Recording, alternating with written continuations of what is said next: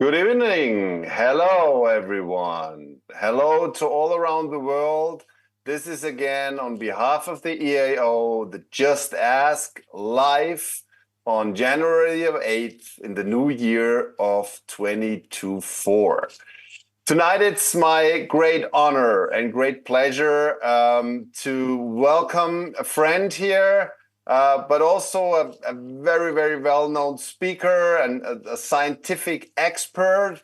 And I just learned he lives 5 minutes from the Real Madrid stadium, but he's not a true supporter of the Real Madrid soccer team.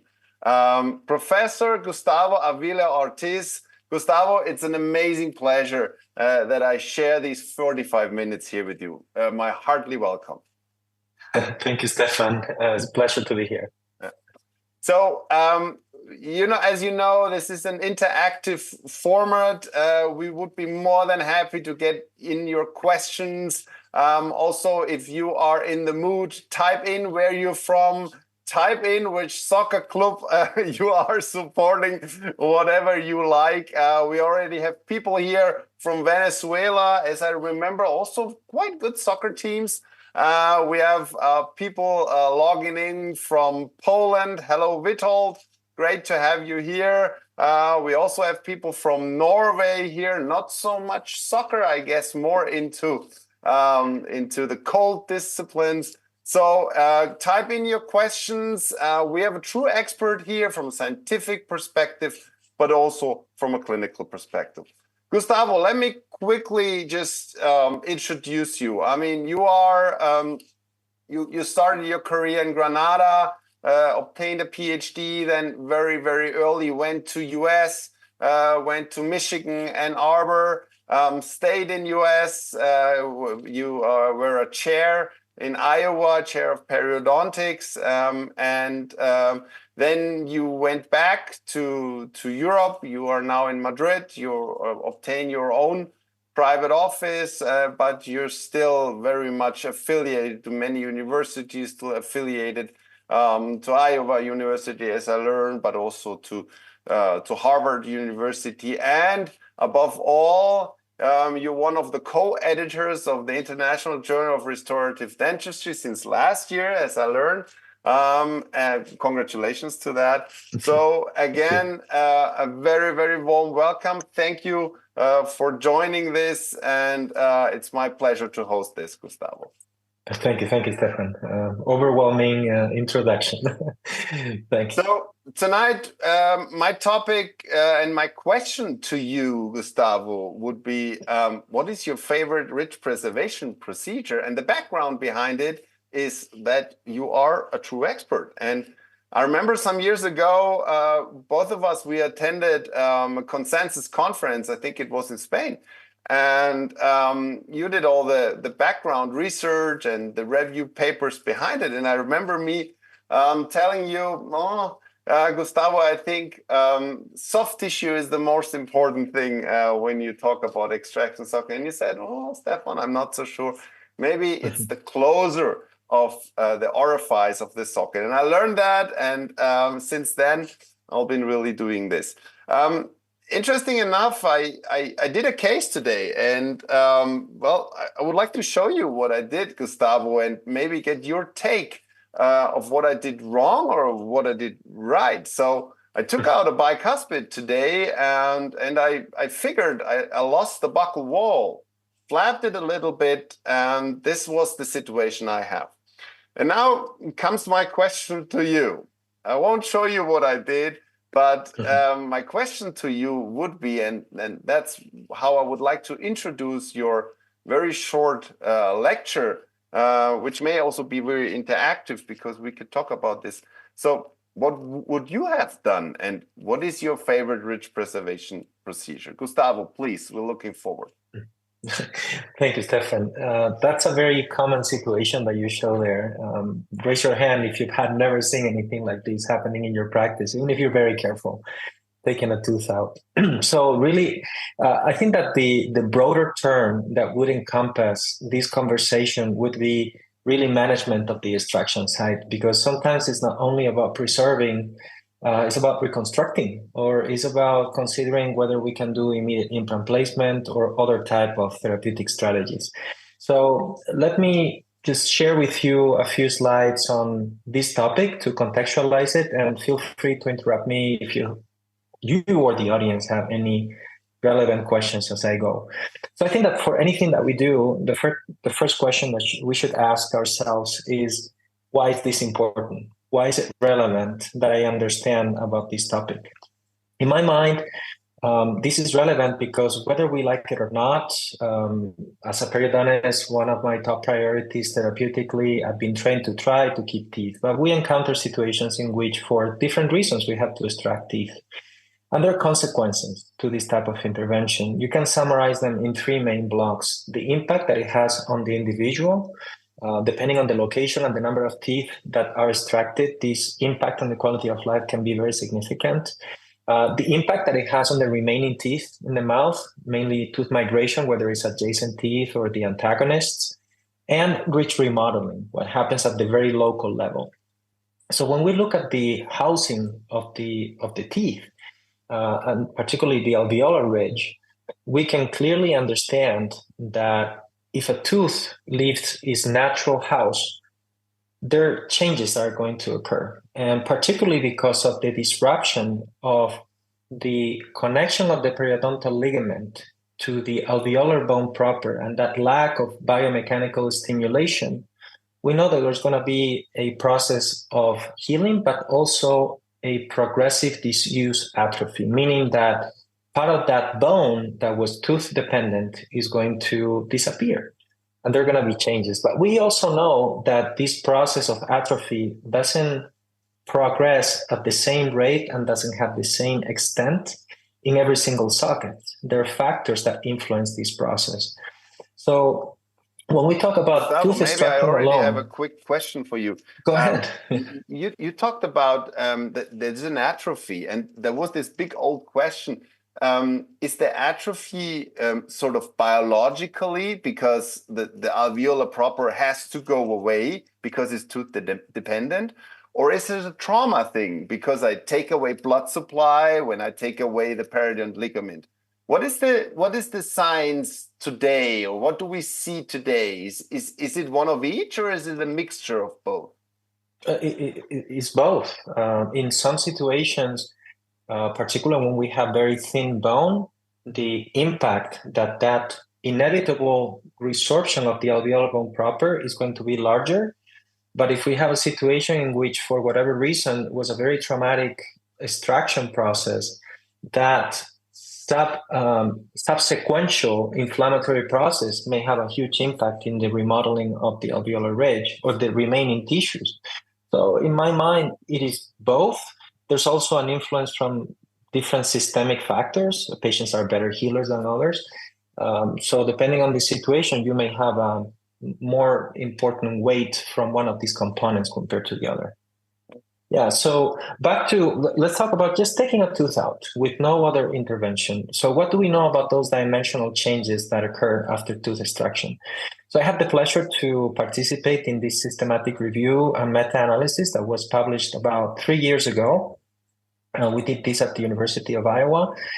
Very briefly, I don't want to bore the international audience with too many methodological details, but most of you would be familiar with the process of a systematic review. You post a question, and then depending on eligibility criteria, certain articles of certain type that contain information that will help you answering that question are selected.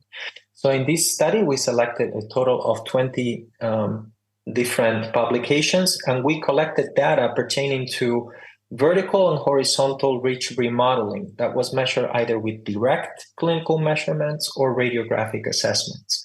So what you see in the slide now is a summary of all the compiled information from different studies in the impact that tooth extraction alone has in non-molar and molar sites. And the main conclusions of this study were that we fully understand, and this is well established in our profession, that ridge atrophy is a physiologic phenomenon that is inevitable to a certain extent. Typically, we will see more resorption on the facial coronal aspect of the ridge, and that doesn't mean that we're going to see a dramatic collapse of the soft tissue. Sometimes we do see it, but some of the times it's just the soft tissue occupies the space that belonged to the bone in that location. Also, that those dimensional changes, even though they're smaller in dimension in non-molar sites, proportionally, they're larger compared to molar sites. And also, we found that the thicker the facial bone, the less the ridge resorption. So this is an important phenotypical feature to take into consideration. So let me just show you a clinical example in which we have this tooth that was extracted and nothing else was done. So we can clearly see that something happened, mainly at the horizontal level. There was a soft tissue ingrowth and collapse. And when we take a look at the radiographic images with cone beam CT, in case that we were planning on placing an implant, we can clearly see that at least half of the buccal plate or half of the facial aspect of that ridge was completely absent. And we can place an implant, do simultaneous bone augmentation, maybe a staged approach, but this is not an ideal scenario. So what can be done to avoid situations like this or to minimize the disuse atrophy that typically occurs after tooth extraction? We mainly have two modalities. We can do alveolar ridge preservation, or we can do a partial extraction protocol. I am not going to focus on the partial extraction protocols today, even though they have been very popular for the last 10, 15 years since Markus Hürzeler and Otto Zuhr released the 2010 paper on the socket shield, and some other authors have followed through. Both the partial extraction protocols and the alveolar ridge preservation can be combined with an immediate implant placement, or in the case of alveolar ridge preservation, it's often indicated to do it and wait and place an implant later on. So how do we define alveolar ridge preservation? This is a surgical intervention that is carried out immediately after tooth extraction with the goal of attenuating that volumetric loss of the alveolar ridge, mainly focusing on the bone compartment. And it can be done with the combination of socket grafting, filling the socket, the area where the root was, with a bone graft material, and sealing the orifice with different type of element. There are different ways of sealing the orifice, and we will talk a little bit more about that later.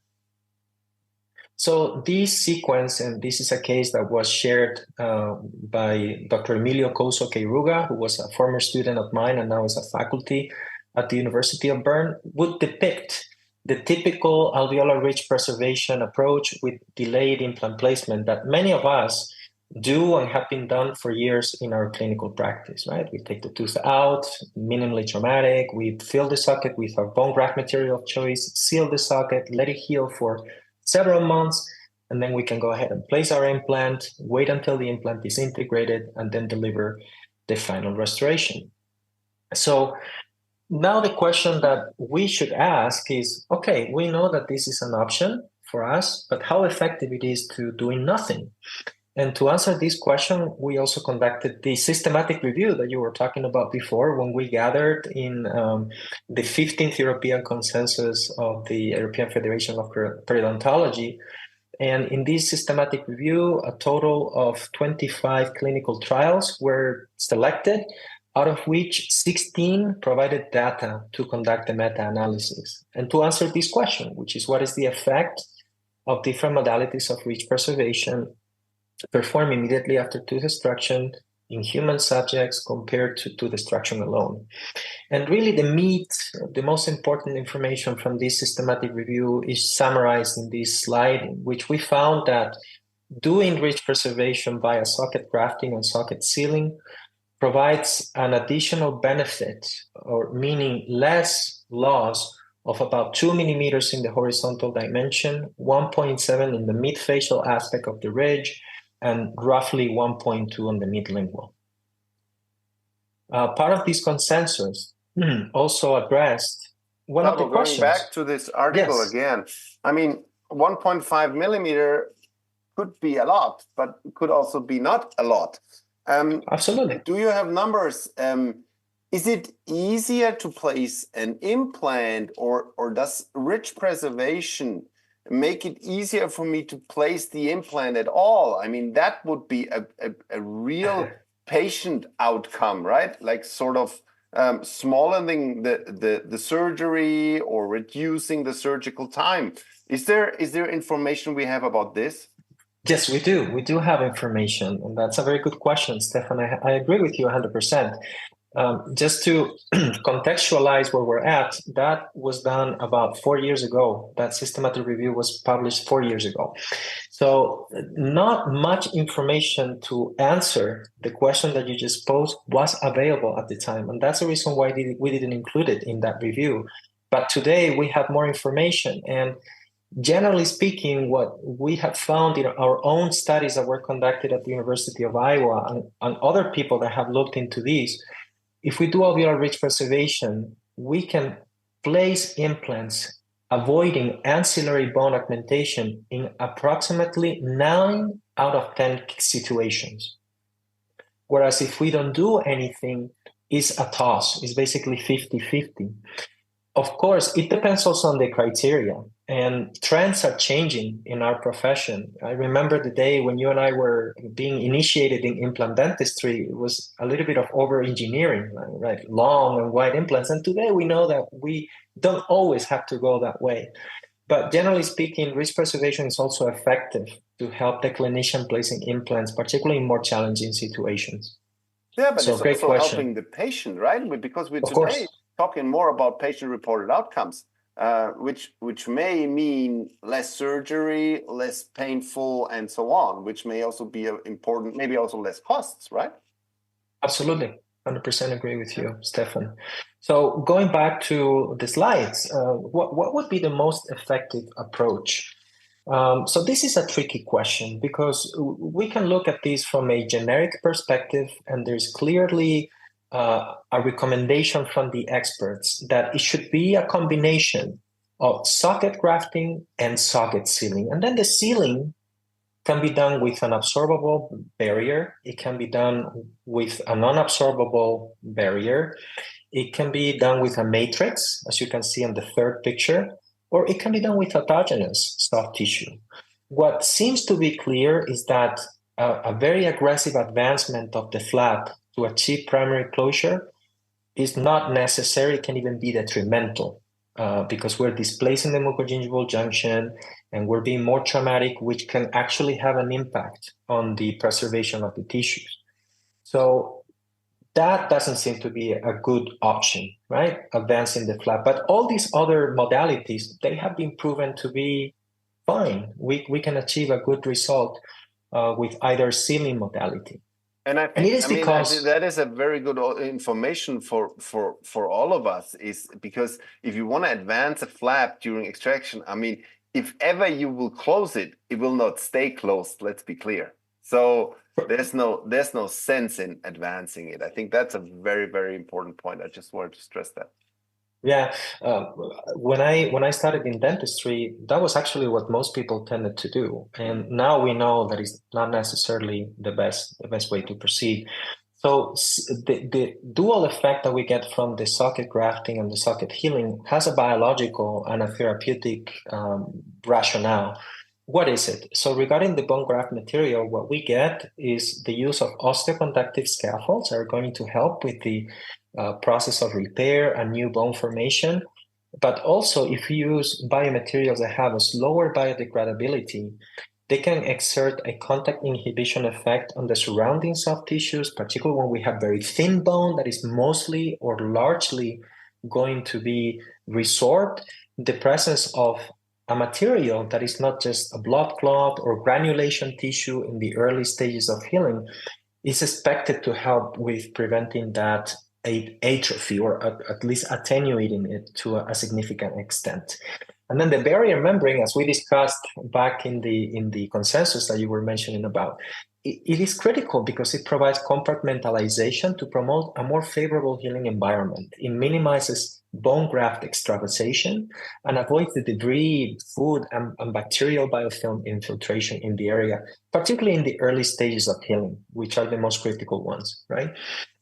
So when we think about regenerative materials, there are three main families of materials that we can use pretty much for any augmentation procedure, but particularly for socket grafting, we can combine membranes, matrices, or barriers with bone graft materials and biologic agents, which in Europe we mostly have a couple of them of the biologic agents that are reported in the literature, either blood-derived products or enamel matrix derivatives.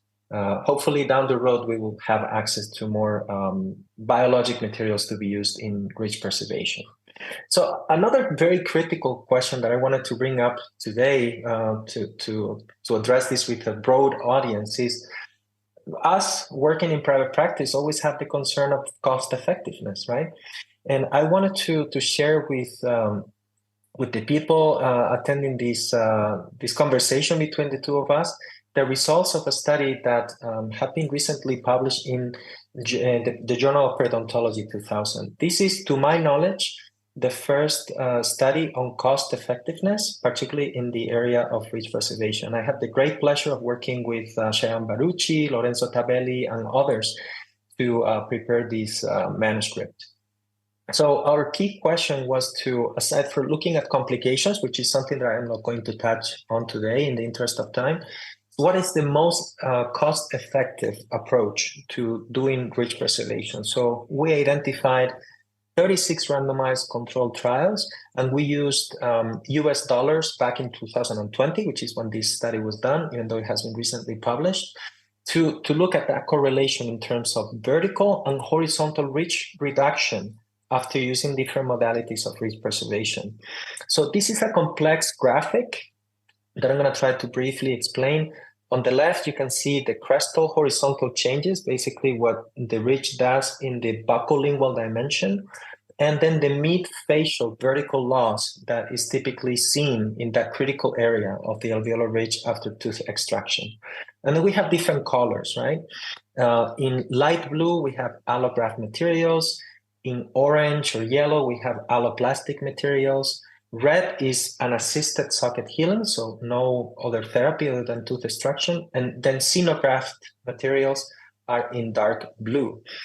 So what you see, the single line on the right hand side of each one of these two boxes is the pooled effect of the use of these different families of materials or no treatment at all, such as the unassisted socket healing. And meaning that the higher that the dot on the right-hand side is, the more loss we're gonna see. But on the left, you see the cost that these different type of materials, whether we're doing bone grafting or socket sealing, have. And generally what we see, the summary is that the more we invest, the better the result that we're going to get. And that is true for many different things in life, whether we like it or not. Right? Well, that was philosophical. Well, it's usually the way it is. Not always, but generally. Now, when we break this down into different modalities of ridge preservation, you can see acronyms on the right, like demineralized bovine bone xenograft combined with a collagen membrane, collagenated xenograft combined with a collagen membrane. So each one has an icon. And you can see that, interestingly, the modality that was associated with the sweetest spot, meaning lower investment, better results, was a combination of a particulate allograft with a non-absorbable barrier, a dense polytetrafluoroethylene barrier membrane. But still, the triangle, the blue triangle, the blue square, and the inverted open green triangle, which corresponds to therapies that you can read there. Take a look at the paper for more details. But there are many ways to obtain a good outcome. Some of them are more expensive, some of them are less expensive, but this partly addresses the main question of this webinar, Stefan. In what is my favorite modality of ridge preservation? Well, there are many ways of obtaining a good outcome, right? But still, it seems to tell us do something, at least. Is that what we can say? I would say so. In general, yes. But there might be instances in which we're taking a tooth out that it may not be worth it to expand. Can you make an example for us? Absolutely, a thermolar or a Okay, site in sure. which we're not planning on placing an implant later on, or we're working on a pontic. Maybe the What do you, soft tissue there would be more what? interesting. Oh yeah, okay, I agree. So if you're not planning to place an implant, I think we're on the same page. But maybe there's also an indication where just figure a situation of first molar. You already have a very small height above the sinus. You may be able to preserve a millimeter, but you will still need to do a sinus lift afterwards. Maybe this is also a situation where you should discuss it, right? Because then you delay a procedure, you have to redo another procedure. What is your take on that? No, I Would you? agree. That would be another example, clearly, particularly when you have a well-preserved bone architecture and the bone is thick, so meaning that the likelihood of having severe remodeling is very low. That could be another situation in which we can say, hey, Mr. Smith, if it was my situation, my mouth, I would let this heal naturally because it's very likely we're going to have to do something later on. Or maybe just because of the architecture of the bone, we can take our chances and then maybe at the time of implant placement, add a little bit of bone graft material. Yeah. So there are no absolutes here. We just have to understand where those key features that will help us make clinical decisions. And we will summarize that later on. Sure. So back to this paper, we found that xenogenic and allogenic bone graft substitutes their performance seems to be superior to alloplastic materials, and there's no statistically significant difference between allografts and xenografts. So this is another take-home message that we could extract from this information is that based on the data that was considered in this study, the selection of a xenograft, whether it's collagenated or particulate or an allograft material, seems to be a better choice. But here's a key point, also bringing this back to clinical reality, that even if we do ridge preservation, we cannot assure 100% of the cases are not going to need further site development or ancillary bone or soft tissue augmentation, right? Remember when you asked me that question before, the data tells us that 9 out of 10 cases, maybe 8 out of 10 cases in more difficult situations would require additional treatment other than just implant placement. And this is because there are different variables that can play a role in the healing process. And some of the main ones in my mind are uncontrolled systemic conditions where we have patients that may be better healers than others. The anatomy, the anatomical characteristics of the sites. A smaller socket is going to tend to heal faster and less undisturbed than a larger socket.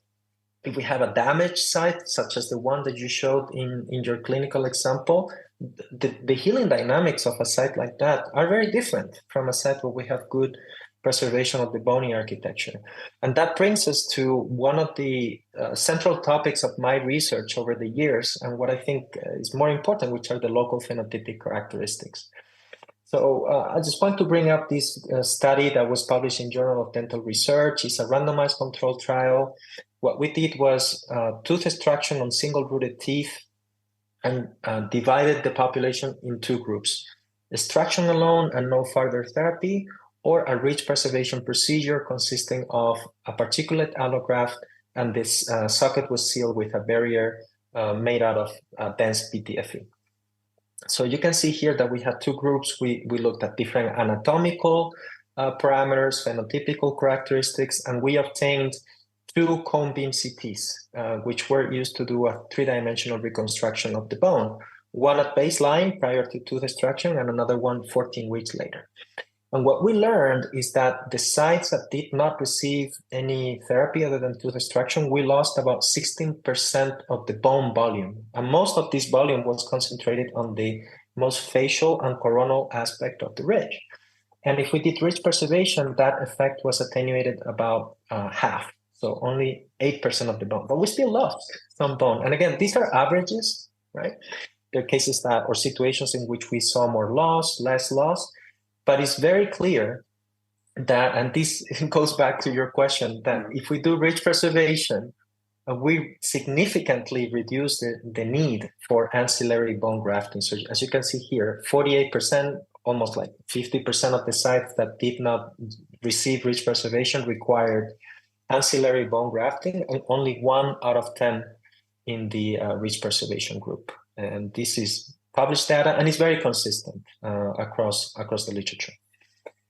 So now back to phenotypical features. We measure these 5 parameters: keratinized mucosal width, facial mucosal width, thickness, lingual mucosal thickness, and facial and lingual bone thickness at the time of extraction. And we looked at what is the influence of each one of these variables on the volumetric loss of bone, whether we do one therapy or the other.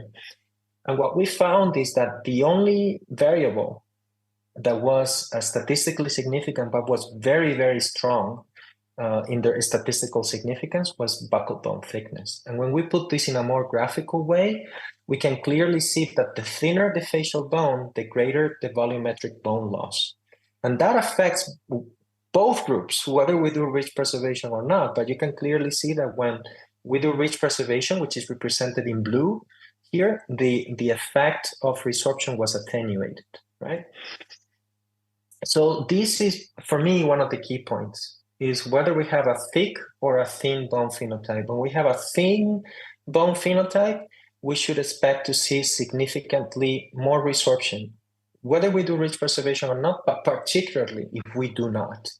That has been well studied and well established. And that's why it's so important to do not only a clinical, but a very thorough radiographic assessment. Now we have this technology, which is wonderful. It doesn't only have to be cone beam CT, the ultrasonography. I got confused for a second, I apologize. Ultrasonography, there are many other ways that we can assess the bone thickness in a non-invasive way. So we should really do our job.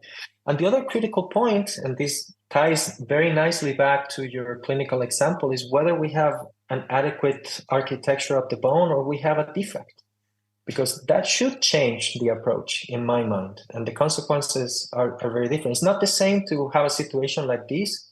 When I see these, you know what I think, Stefan? I think immediate implant placement. I would try to do immediate implant placement in every single situation like this, but probably not the best option, or it may be a higher risk if we want to talk in those terms. When we have a situation like this, with a patient with high expectations, it may be better to just take a staged approach. So just to summarize, I have a few more slides to wrap it all together and to share with the audience how I think along these cases. So we really have 3 basic therapeutic options when we extract the tooth. We do nothing, and we do early or delayed implant placement, or we do ridge preservation, which is primarily indicated when we have something to preserve, or if we have significant damage, we attempt to do reconstruction, which may involve soft tissue grafting and bone grafting simultaneously or in a staged approach.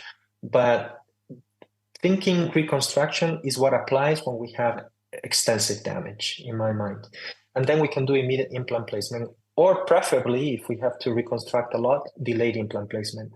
But of course, it has to be tagged along with the phenotypical characteristics of the site. It's not the same to have a well-preserved site than having a fenestration up there, where it's probably not very important, than having a fenestration very close to the critical area of the facial coronal aspect of the ridge, or having extensive damage, such as what we see on the right. And it applies to everything that we do, right? There is a gradient of clinical complexity, and one of the critical aspects of being an effective clinician is to identify the situations in which we could take some risks and some situations in which we should probably just be more careful. Because it's not the same to do a treatment on the situation on the left than on the situation on the right. When I have a favorable scenario, such as the one that we see on the screen, as I said before, my preference is always to do immediate implant placement. And the main advantages of immediate implant placement are to shorten the treatment time and to reduce the number of surgical interventions, and maybe even we can benefit from early provisionalization to help shaping the tissues or give support to the tissues. But we also know very well that immediate implant placement does not contribute to attenuate the regular process of disuse atrophy that we see after tooth extraction. You remember that 20 years ago, the belief was the opposite. Sure. But today we know very well that that is not correct, and that is beautifully illustrated. I learned in university during immediate implant placement, the implant has to jiggle the buccal bone. Yeah, as if it was helping it to hold it, and it's the opposite. It's detrimental if we damage the buccal bone. Yes. I was told the same. Fortunately, we have learned. So this study beautifully illustrates that even if we do immediate implant placement, ridge preservation is still necessary in many instances, particularly when we have thin bone. Right? You can see here the outcomes of doing ridge preservation or ridge preservation with immediate implant placement are pretty much the same. So just to wrap it all up, and then we can talk about the questions from the audience or any other questions that you might have, Stefan, just key considerations.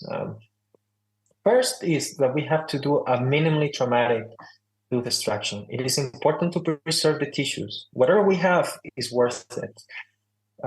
We have to then, after the tooth has been extracted, to do a meticulous assessment of the extraction site to determine what are the phenotypical and the structural characteristics of the site. Do immediate implant placement if it is indicated. The thicker the facial bone, the more favorable the situation would be. Remember, it's not the same to do preservation than reconstruction. There are different types of biomaterials that can be used. The evidence that we have today tells us that there's a wide range, fortunately, lucky for us, of different materials that we can utilize to achieve predictable outcomes. Particularly in the anterior aesthetic zone, oftentimes we should consider additional soft tissue augmentation, whether it is at the time of tooth extraction or in a delayed approach at the time of implant placement or prior to the delivery of a provisional or a final restoration. And when we talk about immediate provisionalization, I would recommend avoid immediate functional loading, particularly in single sites, and maybe opt for a custom healing abutment and bonding the crown, if it was well preserved, of the existing tooth or the pre-existing tooth, or taking a different type of approach, but avoiding direct immediate functional loading in single sites. Thank you, gracias, and I'm all yours. Very, very nice, Gustavo. It was a great presentation. That's more than I expected, but I knew that you will have a very, very clear clinical take-home message. I also learned a lot again from you. Thank you very much to this. So also people applaud you in the chat. Thank you for this great presentation. It was amazing. I already asked you some questions, but we have people having a lot of questions. We have people from all around the world. We have Victor from Moldavia. We have Matti from Finland. We have also people from Liverpool, from UK, from Tunisia. So all around the world. There are several questions, and I will start with one, which is quite nice. The question Adria has, and she sort of quotes your RCT, and she says, well, in the control group which you had, like 50% of the patient didn't need additional GBR also in the control group. So what about overtreatment? Maybe I will formulate it the other way around. Is there a way to sort out the cases where we don't need it? Yeah, of course, and it is directly related to those two parameters that I mentioned about before. In my mind, the thickness of the facial bone and the integrity of the bony architecture as a whole are critical. So in situations, as we kind of mentioned before, Stefan, when we're in the more posterior zone, when it's not that critical if we lose a little bit, when we have thick bone to start with and good architecture, well-preserved architecture of the existing alveolar bone, it may not be a primary indication to do alveolar ridge preservation. Also in those cases, and the one that you showed before illustrates it very nicely, try to picture where you would place your implant. You're not going to place the implant right in the middle or very close to the buccal bone, you will place your implant maybe slightly palatal, right? And sometimes, particularly again in non-aesthetic areas, it may not be necessary to have the perfect ridge, the ridge where we're leveling the facial bone with the adjacent teeth, as long as we have good structural support for our implant, and we have peri-implant health and good function with the final restoration. So I am very much concerned as well about over-treatment. And I think in those situations, for example, we could consider not to do ridge preservation. But still, Gustavo, I don't want to risk not being able to place the implant. You see my dilemma? Yes. In those instances, it's very unlikely that when we have good architecture and a wide ridge from a buccolingual perspective, is very, very unlikely, unless you have a dry alveolitis or a bad complication, that we end up in a situation in which it would require major bone grafting or major augmentation later. But for example, in the case that you showed, I would definitely do extensive reconstruction and maybe even overbuild towards the facial because there is no bone over there. Okay, Gustavo, I'm happy, and I can tell you now I did the same thing. You did that.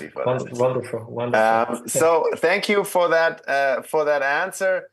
We have a lot more questions. I hope that answer was fine for Adria.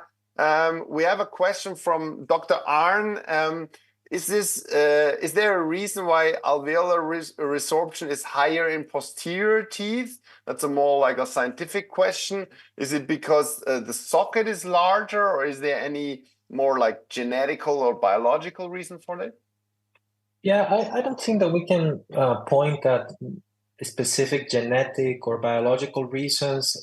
My take on it is that there are two aspects. One of them is extracting posterior teeth, if we are not very careful, sometimes involves a little bit more trauma. And also because they're wider sites, the number is larger. But proportionately, if we look at the percentage of loss, the impact is larger in non-molar sites. And that is related because the more anterior we are, typically the thinner the bone tends to be. Yeah. There's another question from Victor Lucas. Thank you for that question. It's a question probably which is very clear. Why are we not using growth factors? Why are we not there? I mean, I remember being in universities. They told us it's going to take another 5 years, then we are there. Probably you are now going to tell me in 5 years we're there, right? Well, no, that's a really good question. I'm going to answer it briefly, but for those who would want to delve more into the topic, I would recommend looking at the most recent best evidence consensus paper from the American Academy of Periodontology that addressed this very topic. It is a beautiful paper written by Alberto Monge and Fernando Suarez. So now, my take, the use of biologics. In situations like the standard extraction socket, where the likelihood of having an eventful healing, particularly in sites that we have favorable anatomy, I would say is generally unjustified, because we should use biologics in situations in which we need a boost for our healing. And those could be instances in which we have extensive damage, in patients that have a poor healing for whatever reason. So in general, the evidence that we have on the use of biologics for extraction site management tells us that it is not tangibly superior to not using the biologic. However, please don't say Dr. Avila said that you shouldn't use biologics. No, I think the use of biologics has a place in our practice, but it should be reserved to situations in which it would make biological and technical sense to use them. And I think that in most instances of management of extraction site, it's not justified. And it's just too costly, a lot of them, right? I remember we did a growth factor study back in NYU. It was a study, but I think it would have costed, I don't know, the procedure would have costed $15,000. So yeah, other than the autologous, they're like PRP, PRF. Those are Sure. not as expensive. Sure. But really active. But yes, correct. There's actually also a question. If you now stick with PRF, there's a question from Vito. He actually has a very clever question, because we've been talking about cost effectiveness and whatever. And he said, wouldn't it be a good idea just to cut the membrane and use PRF, which will cost me €5 to manufacture that in my office? So would that be an alternative? As a membrane? It could be an alternative, yes, as a sealer for the orifice, I understand. It could be an alternative, but then we have to think, I think, two different components. One of them is, what is the biodegradability of such barrier that is left exposed to the oral cavity? We don't have a lot of evidence, but it's clearly much higher biodegradability compared to a Teflon DPTFE barrier or a slow absorbable collagen, glycated collagen membrane. So if we're really trying to maximize the sealing and prevent any soft tissue ingrowth, the evidence that we have available on the use of fibrine membranes, if we want to call them that way, is not very strong in favor of those membranes for those purposes. However, those membranes can be utilized below a different type of barrier, such as a Teflon or collagen membrane, to help with the hemostasis and to promote a more favorable healing. Why not? Maybe combining both is the right answer. Yeah. There are a lot of questions to fenestrations, and what kind of techniques are you using? Does it make a difference for you if it's a dehiscence or a fenestration? You showed in a schematic drawing like a fenestration in the very apical area. I sort of heard from you it may not make a big difference. So what is, there's one question about like a fenestration. Would you graft it? Would you use a membrane? And what about an extensive dehiscence defect? Like Georgios is asking you, what kind of membrane are you using? I heard a little bit from you that it might be something for a non-resorbable membrane in your hands, right? Yes, I have extensive experience and very good clinical outcomes using non-absorbable barriers for those type of defects. But back to the beginning of the question, it's about the extension of the defect and the location of the defect. A fenestration that is very apical, far away from the critical zone, which is the facial coronal aspect of the ridge, generally speaking, is not a major concern to me. So I almost treat those sockets as if I was facing a fully intact extraction site. The closer the fenestration is to the facial coronal aspect of the ridge, to the facial crest, or if we already have a dehiscence, meaning that we don't have a crest, those are the situations in which the likelihood of having significant collapse of the alveolar ridge are higher if we don't do anything.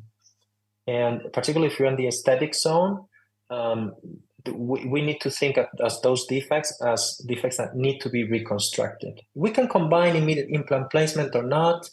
It's not my primary choice. I am more conservative. I have learned to be conservative over the years after the crazy youth, when we try different things and you see what works and what doesn't work. But those for me are non-negotiable. If you're planning on placing an implant and you have extensive dehiscence, we should try to reconstruct. It gets even more complex. We didn't talk about this. When the defect is in the interproximal area, those are the real complicated ones in which maybe you should just let the site heal and then address the defect later on with major reconstruction or maybe orthodontic tooth extrusion. Or other even therapies. if it's a true perioendo problem, which is like a defect all around, right? Which is more like a vertical augmentation, which is quite difficult. You're right. Yeah, and those situations you better favor just letting the soft tissue heal and then coming back and reconstruct later, or combine it with orthodontics, which is another option. Yeah. I think we can have one more final question, and then we leave you to your family. We have a question from Per Oscar Otterstad, which I also find interesting. I have my opinion to it, but I'm interested what you say. What about like grinded dentin? You know the trend which we're seeing, like this autografts or whatever we call it. Yes. What is your take from a scientific perspective and also from the clinical perspective? Yes. No, great question. We have evidence that it's a valid choice, that we have clinical, radiographic, and histological evidence that it can work. Now, the question is it reasonable to take this approach? I have reservations with you doing that because if we extract teeth, it is usually for a reason. Many teeth that we extract, they are involved with disease, and we don't know to what extent we're able to eliminate toxins or factors that could ruin the healing process, whether it's in the short term or later on when we think everything is fine and when we start seeing complications. And if it was the only thing that we had available, maybe I would consider using it. But we have wonderful materials that we can use. We know that work very well with minimum risk of complications. So I am not saying that is wrong, but it's not my primary choice. Yeah, I think that's actually my opinion, Gustavo. Amazing. We have the same opinion. So I think that should be the last question. There are 2 or 3 more questions, but are pretty much going into the same direction, which we already answered. Gustavo, it was amazing. Just full stop. I mean, you're a true expert. You're a great speaker. You're able to pin it down on clinically relevant points. That's also what the people said. Jose Navarro said, thank you, beautiful work, Gustavo. Nicole said, thank you for the great presentation. So everybody's applauding you, also telling you, Maximilian is saying, amazing presentation, very clear and clinically relevant. So thank you very much. It was a great honor to have us also on behalf of the EAO. I mean, you're also involved with me in certain boards, which is amazing to work with you together. So first of all, from my side, from the EAO, thank you very much for your participation. It was great, Gustavo. Thank you, Stefan. Thank you so much. It was a pleasure to be here, and all the best to everybody. Thank you. There's some more things. The next Just Ask, the 5th of February. I hope, Gustavo, maybe you will also join and have certain questions. There's one more thing I would like to tell you. The EAO is also offering other education, also online education. There's a 15% discount on a lot of the online education things until today, so you have to be very quick. So go to the EAO homepage, www.eao.org, education. So look what you can find. There's a lot of great education, and I think 15% would be something really good. So check it out. With this, Gustavo, my friend, I hope to see you soon again. Have a great rest of the year, and I'm pretty sure we will see you around in certain congresses. And have a great evening, have a great night. Thank you for joining. All the best to all the people around. Thanks for participating. All the best. Ciao, ciao, and good night. Bye. Thank you.